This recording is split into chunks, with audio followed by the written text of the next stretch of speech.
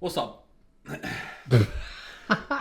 Oh, it's gonna be a long afternoon. What's up, people? Hope you're all good. Welcome back to the channel. We are 2 days away from officially being 16 weeks completed of being on anabolic steroids, and we're going to give you a 16-week update. We're going to talk you through the pros, the cons, what I have been on as well, and we're also going to cover the neutrals, so things that have changed, but they're not necessarily good or bad, they're just things I've noticed that have changed, and also things that have stayed the same. So we have been on steroids for 16 weeks now. We started off on 200 milligrams of testosterone enanthate per week. Okay, we are splitting that into daily injections. We then moved from 200 milligrams to 300 milligrams at the 8-week mark after we had got our blood test. If you want to see what my blood test results were, watch the last video and all of them are shown there. But once we basically got the green light from the blood test, we made that first titration from 200 to 300 milligrams. We then ran 300 milligrams from week 8 all the way up until week 16, so for another 8 weeks. And we are just, as of now, making that next titration up to 400 milligrams. So without further ado, let's get straight into the pros. Number one, good pumps in the gym. Pumps have been great in general, but nothing like skin splitting crazy. There have definitely been some pumps that have been kind of better than others in terms of specific muscle groups, which I'll get onto in a moment, but some of them not necessarily enjoyable pumps. But yeah, pumps in general has been good in the gym. Number two, consistent strength progression. So this has been nothing crazy. It has literally just been consistently week on week. In the compound lifts specifically, I'm seeing my strength progress by a steady amount. It's nothing crazy. I'm not putting 5 kilos on all of my lifts every single week. It's like up 1 or 2 reps, or if I've maxed out the rep range, going up a weight and then still managing to perform within that rep range. Not too crazy different from what I would have kind of expected on a bulking phase as a natural. Yes, progressing quicker in terms of strength, obviously, but it's not like ridiculously faster than what I was achieving naturally. Number 3, physique is obviously progressing. So we are up from 83 point something kilos to start off with to around 98, maybe just below, kind of hovering between 97 and 98 at the moment. So we have gained almost about 15 kilos. Obviously not all of that is going to be muscle, but the physique has definitely progressed.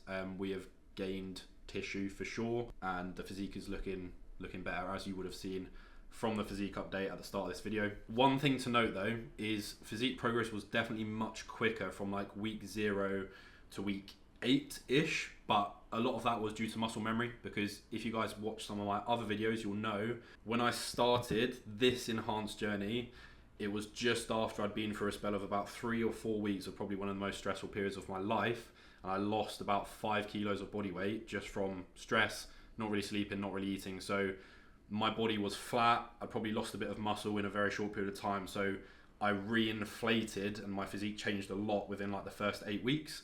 And then since then, for like the second 8 weeks, it's been a lot kind of more slower, steady progressions. My physique hasn't been changing as quickly, okay? And number 4, my traps have exploded. And I haven't been doing any like shrugs or specific trap training. I've been doing quite a lot of upper back, but I think a lot of it is because of the androgens and the androgen receptors in the shoulder and trap area, and that then can cause those areas to kind of expand and grow, which is why you can often see people who are on gear or steroids have those kind of like capped shoulders and kind of quite big traps, because that's just where the receptors are in your body. Final pro, and this is something I mentioned in my 4-week steroid update video, is energy levels. I'm going to put them in this category purely because they were in the category last time, and I feel like they haven't necessarily changed. I mean, eating higher food definitely impacts energy levels and makes it harder to feel as energetic consistently throughout the day, because you have the spikes in blood sugar and stuff, but you can manage that obviously by doing certain different things. But overall energy has been decent. I noticed at the start my ability to kind of function a little bit better after maybe a poor night's sleep was slightly improved, like a slight noticeable improvement, and that I wouldn't say that's necessarily changed, but I really want to highlight that it's not a crazy difference. Like, I still very much experience the same bits of tiredness through the day as I did when I was natural. It's not like a thing that's just blasted me through full of energy and I just feel super energetic for the whole day because I had a nap earlier today. Like, I still feel just as tired, especially after eating big meals and stuff, as I did before I started taking anabolic. So it's in the pro section category, but it's not really been a huge difference. So yeah, don't watch this and be like, oh yeah, you got loads more energy from taking testosterone, because I haven't really noticed significant difference, to be honest. Okay, so that's the pros done. On to the cons. Going back to when I was talking about how pumps have been really good. Pumps have been great, but some of the most irritating and annoying and frustrating and painful pump I have ever experienced is my lower back. Getting the most ridiculous pump. I expect it will get worse moving forward, but even just on this amount, 300 milligrams, lower back pumps have been like borderline painful. And Aaron knows because he's had to sit in the car with me whilst he's been driving back, or I've been driving back after like a pull session or a leg session or something where it's used a lot of my lower back, and my lower back is just literally so full of lactic acid that it's just so ridiculously painful to kind of even just sit. So that is definitely a con, is lower back pumps are not fun. And secondly, forearm pumps are also not very helpful, because from what I've found is it almost seems to make it a lot harder to kind of recover your forearm, like your grip, when you're trying to do like a pull session, for example. You get a crazy pump in your forearm, so it feels like very, very full, kind of pushing out against the skin. But I have found that then means it takes me longer to be able to kind of grip heavier weights again, and I'm having to use straps a little bit more compared to maybe before when I was natural, where I didn't get like any crazy pumps necessarily in my forearm, and they were kind of generally recovered better, which meant I could kind of reuse that grip again and just feel like I could perform a little bit better in terms of grip. So yeah, lower back pumps and forearm pumps, I'm putting them in the con category because they're not things that I've enjoyed about this experience.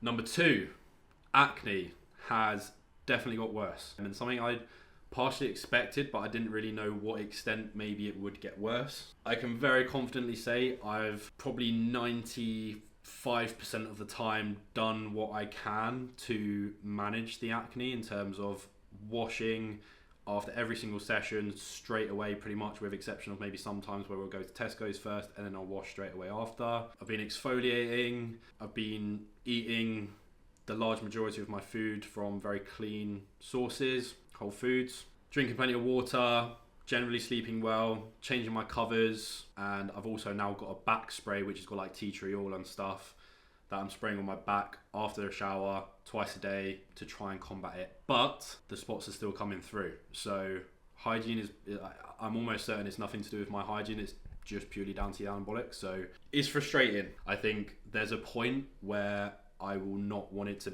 get any worse past a certain point, just because I think it doesn't look good. No one thinks it looks good, and I just hate the look of it. It scars your back to shit, and it stays around for ages after in terms of like the scarring after. So I don't want to mark my back permanently, like really badly. But I don't know. It's something I'm going to see how it goes, but I'll keep you guys in the loop if I do make any changes with that. Number 3, noticeable increased hair loss while showering. Okay, so this is a debatable one between me and Aaron, because Aaron thinks that it's not a big deal. I don't necessarily think it's a big deal right now. I haven't noticed like my hair looking different. I think I maybe have noticed, and once again, it's hard to know whether this is just in my head, because I know it can happen to people or not. It's hard for me to know for sure, but I've definitely noticed more hair coming out in the shower. I potentially have maybe noticed my hair not feeling as thick. I used to, on a reasonably regular basis, get my hair thinned out, and I never do that anymore because I don't feel like it needs it. Don't know whether that's anything to do with it or whether that's just my hair's, I don't know. It's very hard to say, but it's not like I'm pulling clumps out. But yeah, that's what I've noticed. I've not noticed any difference. Aaron's not noticed any difference, which is good. But we'll see. We'll see how it goes. For now, it looks fine still. So we'll see how it goes. Number 4, increased body hair. More specifically, darker, thicker hairs popping out like around my shoulders, my upper back, that sort of area. I wouldn't really say like my legs or anything have got hairier. I don't know whether that relates to anything to do with the androgen receptors, whether because they're in this area as well, and that then causes some sort of hair growth there. I don't know, maybe that's a thing. I'm not too sure, but that's something I've noticed. Next one, so I feel noticeably warmer, specifically after eating a meal. Like my body temperature fluctuates noticeably quite a lot more than when I was natural, and generally I feel at like a warmer temperature just at baseline compared to before. Next, I feel like I've definitely got some water retention in my face. I think the facial hair definitely helps because you can't see it as much, but I think I definitely think my face got a little bit puffy compared to how it was before, but it's not like a big deal at the moment. I've also noticed I get red in the face much more easily, almost like a rush of blood to the head. Don't really know what triggers it. I've just noticed that happens sometimes, especially when I'm in like a warmer environment. Like my face will get a lot redder, I've noticed, which is just interesting. Next one, injection sites do get sore from doing the injections daily, so I have had to rotate a lot more and start doing some more sub-Q injections. But yeah, the injection sites, especially doing sub-Q ones, generally like can be a bit tender and sore, which is not a crazy huge deal. Like it's perfectly manageable, but I would put that in a negative in the cons for sure. And then final con, I'm not sure if this is a placebo or not, but I feel definitely at times maybe a little bit more like on edge. Once again, no idea if this is a placebo or not, or whether it is relating to the anabolics, but I just feel like a little bit more on edge compared to previously, but when I was natural. So that is all the cons done. We're going to go on to the neutrals now. So I've only got 2 in this one, and these are things that have changed. I have noticed changes, but they're not really good or bad. Okay, so number 1, my neck has definitely got thicker. This happened last time though. I expect this is probably like a good amount of water retention. You have to throw up a photo. Throw up a photo before, but I mean you can tell just by me going like this. that pose really doesn't help me, but yeah, my neck has definitely got a little bit thicker. Not really good, not really bad, not really too bothered about it. And next, voice has definitely got a little bit deeper. One way that I know this is the case is I called my friend a couple of weeks ago. This was not even now, so it's probably maybe even a little bit deeper now, but quite a few weeks ago, and his wife hadn't heard my voice in ages, like since I was natural, and was surprised when she realised it was me on the phone and thought it was someone else completely different because my voice was a lot deeper apparently. So yeah, my voice has definitely got a little bit deeper, but not really a good or not really a bad thing, just neutral. As you say, you haven't mentioned about sex drive and your testicles. Oh, okay. So 2 final things that Aaron's just reminded me to actually mention. I don't really know what category these would go in, but I'm just going to mention them anyway. Number 1, sex drive. I think it has probably increased a little bit more since last time, which can actually be a little bit distracting. So maybe it would go in the con section. But yeah, not like a crazy difference, but I'd say it's definitely still high. Second one, testicular atrophy. So marginal difference, if at all a difference, but once again, this could just be in my head because I'm thinking this should be happening. So maybe I'm convincing myself they've got a tiny bit smaller, even though in reality, maybe they've stayed the same. Hard to say, but yeah, minimal difference in the old testicles. Okay, finally, we've got things that have stayed the same. I only have one thing in this section, and that is drive and aggression in the gym. There might have been a marginal difference in this. However, it's not significant enough for me to put it in one of the categories of like, yes, I've noticed this from the anabolics. And a couple of things that I need to take into account when I'm thinking about driving and aggression in the gym is, 1, my drive and motivation and aggression in the gym for as long as I can remember has always been really good. I've always been very good at pushing myself as hard as I am supposed to within my training. And secondly, something else I'm taking into account is, since starting the anabolics, I have had a new specific goal in mind that whether I was taking anabolics or not, that is going to add some drive to me, right? Because it's going to pull me forward. And yes, I always still give 100% of my training, no matter whether I've had like a specific goal in mind for the long term or not. But even more so now, I have a set like North Star, right, to go for that pro card, to step on stage again, so on and so forth. So there's an element of that might have just energized me more for the gym than before, but not changed my training intensity. My intensity has been the same as it always has before. However, what I would probably say is if my intensity maybe wouldn't have been as good before, that might have been something I might have found a little bit easier to push myself to, like, for example, mechanical failure, or which is not actually something I've been doing in my training up until now, because we've been taking the RPE approach. If you watched some of my previous videos, I won't go into that, but yeah, generally I've noticed drive and aggression in the gym staying the same, but a lot of that is probably because it was already close to maxed out, I'd say, in a lot of ways beforehand. So, anything else you can think of?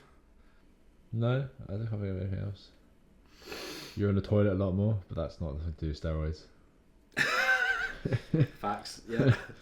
Right, guys, so that is everything. That's the pros, the cons, the neutrals, things that have stayed the same. Hope you all appreciate the transparency and openness with the journey. I hope you guys are having a lovely day wherever you are, and we'll see you in the next video.